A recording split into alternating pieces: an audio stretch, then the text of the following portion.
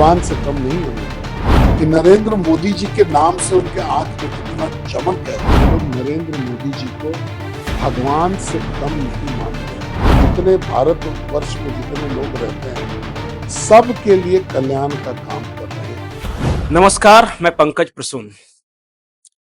भारत के पूर्वी भाग में एक छोटा सा राज्य है, नाम है झारखंड। आप सबने सुना होगा, लेकिन आपको शायद इस बात का आश्चर्य हो कि झारखंड के एक छोटे से शहर हजारीबाग से इस देश के वित्त मंत्री हुआ करते थे। आपने बिल्कुल सही समझा, यशवंत सिन्हा जी। लोग ऐसा कहते हैं कि यशवंत सिन्हा जी डिरेल्ड हो गए और उसके बाद उनके बेटे जयंत सिन्हा मंत्री बने, लेकिन उसी शहर से न यशवंत सिन्हा को टिकट मिला, न जयंत सिन्हा को टिकट मिला।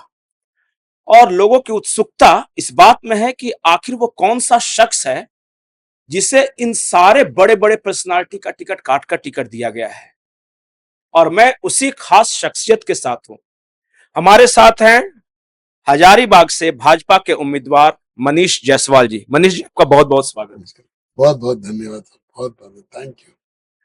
मनीष जी, लोग यशवंत सिन्हा की कहानी, शत्रुघ्न सिन्हा की कहानी बहुत चाव से सुनते हैं, लेकिन हम मनीष जायसवाल की कहानी सुनना चाहते हैं कि आखिर कौन है वो बीजेपी का ऐसा कार्यकर्ता जो कि जमीन से जुड़ा हुआ हो और सारे दिग्गज एक तरफ, सबको दरकिनार कर बार बार सर्वे हुआ और नरेंद्र मोदी जी की पसंद ये शख्स निकला। मनीष जायसवाल है कौन? आप अपना इंट्रोडक्शन कैसे देंगे? देखिए, मैं पॉलिटिक्स में जरूर हूं, लेकिन मैं पॉलिटिक्स के लिए जाना नहीं चाहता हूं। मैं पॉलिटिक्स में रह करके आप सेवा कैसे कर सकते हैं इस बात के लिए मैं जाता हूं। मैंने अपनी राजनीति की शुरुआत 2008 में की। नगर परिषद हुआ करता था, उसका वाइस चेयरमैन का मैंने चुनाव लड़ा। वो डायरेक्ट चुनाव था और एक बहुत बड़े मार्जिन से मैं जीत के आया।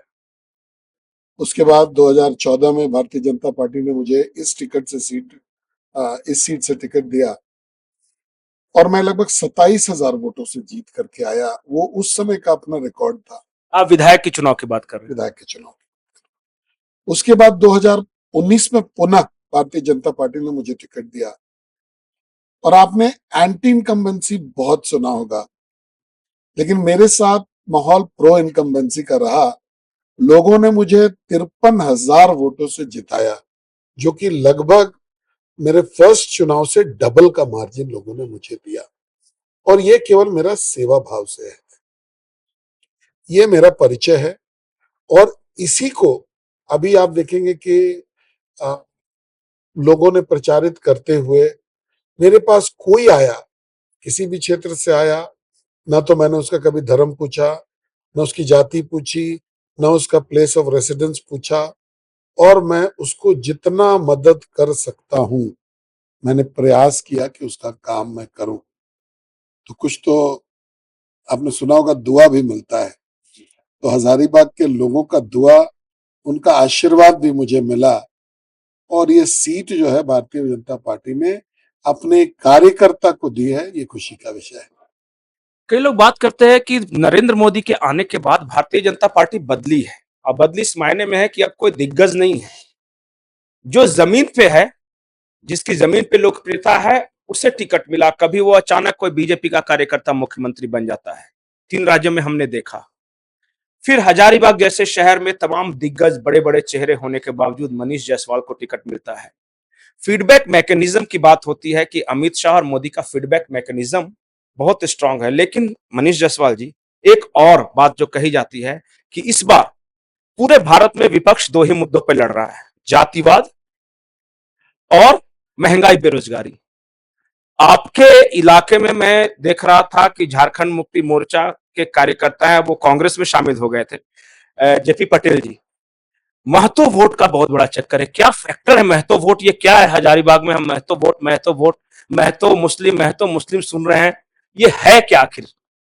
देखिए, ये जो पॉलिटिशियंस हैं कुछ, वो अपने पक्ष में लोगों को करने के लिए कोई ना कोई मैकेनिज्म का इस्तेमाल करते हैं। इस बार इनको लग रहा है कि जातीयता से ये ज्यादा सक्सेसफुल हो पाएंगे। केवल महतो वोट की ही बात नहीं करते हैं हम लोग। इन लोग कहते हैं कि भाई मुस्लिम तो हमारा है ही, ट्राइबल हमको वोट देगा ही, और अगर हम महतो को जोड़ लेते हैं तो ये एक अच्छा कॉम्बिनेशन हो जाएगा। लेकिन जब आप जमीन पर उतरेंगे, मैं आज आज मेरा 60वां दिन है चुनाव प्रचार के लिए है, और मैं लगभग, अगर आप कहेंगे तो एग्जैक्ट अगर मैं गिनाऊंगा तो 1122 गांव मैं अभी तक जा चुका हूं पिछले 60 दिन में। एक एक दिन में मैंने 30-30, 32-32 गांव कवर करने का भी काम किया है। और जब आप वहां जाएंगे और वहां पर महिलाओं का जो आंख पर आप देखेंगे कि नरेंद्र मोदी जी के नाम से उनके आंख में कितना चमक है।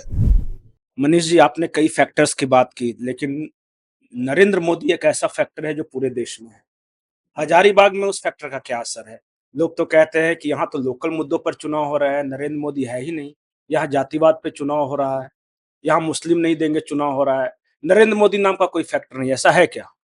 देखिए, जो जो लोग ऊपर ऊपर घूमते हैं और एक कमरे में बैठ करके केवल अगर गप करना हो तो उसके लिए तो नरेंद्र मोदी जी नहीं है, और बहुत सारे फैक्टर्स हैं जो इस चुनाव में काम कर रहा है। लेकिन अगर आप जमीन पे हैं और अगर आप गांव जा रहे हैं, लोगों से मिल रहे हैं, तो आपको पता चलेगा कि ये लोग नरेंद्र मोदी जी को भगवान से कम नहीं मानते हैं। और इतना अटूट रिश्ता है मोदी जी से इनका कि ये शब्दों में बयान नहीं किया जा सकता। जब हम लोग इस बात की जिक्र करते हैं कि भाई मोदी जी का गारंटी है कि ये योजना होगा, तो सामने से लोग सर उठ हिलाते हुए नजर आते हैं कि हाँ, मोदी जी बोल रहे हैं तो जरूर होगा। ये इतना कॉन्फिडेंस किसी अपने लीडर पे होना, ये मोदी जी सही पूछिए तो इस युग के भगवान ही हैं। और इतने सारे लोगों का, जितने भारत वर्ष में जितने लोग रहते हैं, सब के लिए कल्याण का काम कर रहे हैं। भगवान से कम नहीं है मोदी। लेकिन नरेंद्र मोदी के बारे में एक चीज और है, वो बोलते हैं कि ऐसा क्या है उस आदमी में कि मुख्यमंत्री रहा तो तब तक मुख्यमंत्री रहा कि वो हारा ही नहीं। अब प्रधानमंत्री रहा तो 1 टर्म हो गया, 2 टर्म हो गया। एंटी इनकम्बेंसी है कि नहीं? लोग उबेंगे कि नहीं उनसे कभी? ये मोदी जी के प्रति एंटी इनकम्बेंसी नहीं होगा, उनके साथ प्रो इनकम्बेंसी रहने वाला है। देखिए, जो जनता के लिए काम करेगा, आप बात को समझने का प्रयास करेंगे कि 60 साल कांग्रेस शासन की डेवलपमेंट कुछ भी नहीं हुआ, और व्यक्तिगत विकास तो हुआ ही नहीं, गरीबों का विकास तो हुआ ही नहीं। ये पहली बार 10 साल में लोगों ने अपना सेल्फ, जिसको बोलते हैं ना डेवलपमेंट, इसको देखा, और छोटी छोटी योजनाओं से देखा। आपको ध्यान होगा जब बैंक का खाता खुल रहा था, जनधन योजना, तो लोग मजाक उड़ाते थे कि अरे पैसा कहाँ से आएगा। आज मोदी जी का ये सबसे पॉपुलर योजनाओं में से एक है। शौचालय बनता था तो लोग वीडियो पब्लिश करते थे, उसमें लकड़ी रखा हुआ है, बकरी पाला जा रहा है। आज एक भी ओपन डिफिकेशन का आपको केस नहीं मिलेगा, बहुत कम मिलेगा।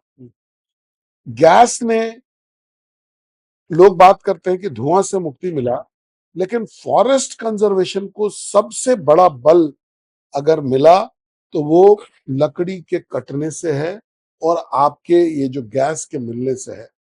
आप अमूमन गांव में, हम लोग तो गांव के रहने वाले हैं और जंगल के बहुत नजदीक के रहने वाले हैं। हमारे गांव में महिलाएं वीक में 1 दिन जाती थी लकड़ी लाने के लिए। आप सोचिए, छोटा मोटा जो पेड़ होता होगा वो काट लेती होंगी, और 1 दिन का जो कॉस्ट है वो उनका 350 रुपया था। अब 4 दिन में आप जोड़ लीजिए कि कितना पैसा लगा।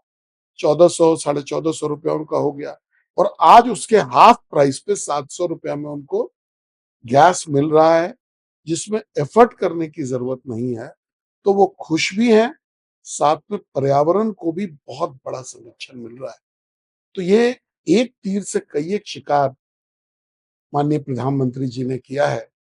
उनको तो नमन करना चाहिए कि भाई ये आइडियाज, ये इम्प्लीमेंटेशन और ये थॉट प्रोसेस, मोदी जी को सलाम। आखिरी सवाल ये है कि हजारीबाग जैसे शहर में सबसे बड़ा मुद्दा क्या है? मतलब आप अगर भगवान न करे कल को आप जीतते हैं, तो आपके प्राथमिकता में ऐसी कौन-सी बात है कि हजारीबाग के लिए आप करना चाहेंगे जो यादगार हो जाए?